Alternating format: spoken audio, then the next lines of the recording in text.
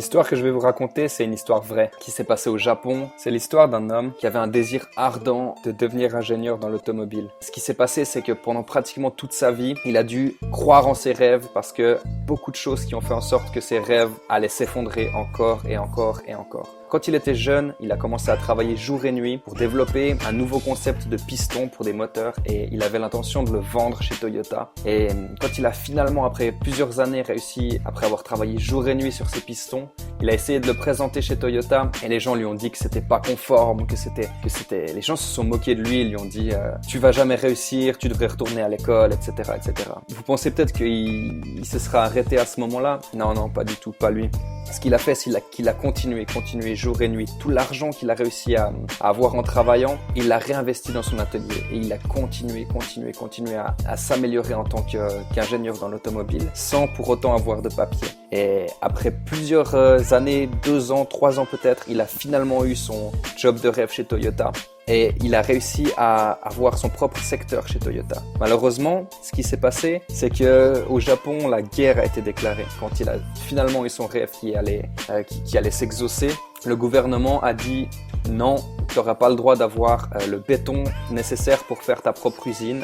Le béton appartient à l'État, on en a besoin, etc. Donc, oublie tes rêves. Vous pensez peut-être qu'il s'est arrêté là? Non, il s'est pas arrêté là. Ce qu'il a fait, c'est que avec son équipe dont il était responsable chez Toyota, il a trouvé un moyen de faire son propre béton. Et ils ont construit leurs usines. Vous pensez peut-être que c'est à ce moment-là que son rêve va pouvoir commencer à prospérer? Non, malheureusement, ce qui s'est passé, c'est que son usine a été bombardée 2 fois pendant la guerre. Et tous les prototypes sur lesquels ils étaient en train de travailler et énormément de matériel simplement détruits. Mais il n'a pas abandonné pour autant. Non, il a continué. Après la guerre, c'était très difficile de trouver de l'essence. Et ce qu'il a fait avec son équipe, c'est prendre les barils d'essence que l'armée américaine avait laissé traîner. Et il gardait son esprit positif et il s'est même dit « Ah, ça c'est les cadeaux du président des États-Unis. Merci président des États-Unis, tu m'as laissé la chance de pouvoir avoir la matière première pour mon usine. » Après la guerre, Toyota a été obligé de licencier tout le monde à ce moment-là. C'était une faillite pour tout le monde.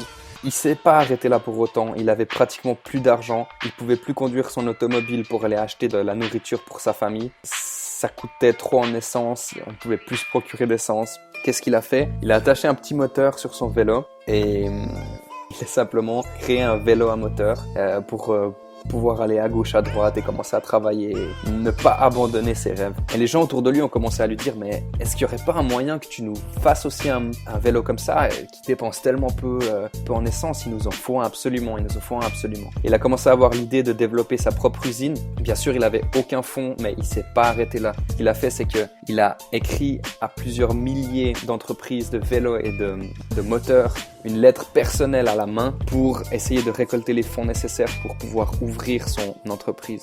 Et ça a payé parce que plus de 5000 entreprises se sont liées à sa cause et il a réussi à collecter tous les fonds nécessaires pour pouvoir développer son entreprise.